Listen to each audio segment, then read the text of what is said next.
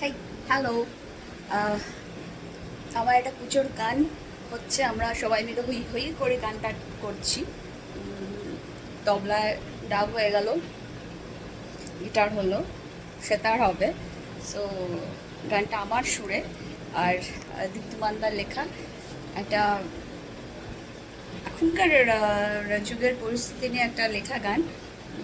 অবশ্যই মাকে সেটা আরতি জানানো নিয়ে লেখা সেই গানটা। আর আমাদের প্রিয় তরুণদার স্টুডিওতে ভায়োলিনা, আর তরুণদা থাকলে মানে মনে হয় যে পচা গাইলেও মনে তরুণদা ভালো করে সেটা সাউন্ড দেয়, একটু ভালো লাগে।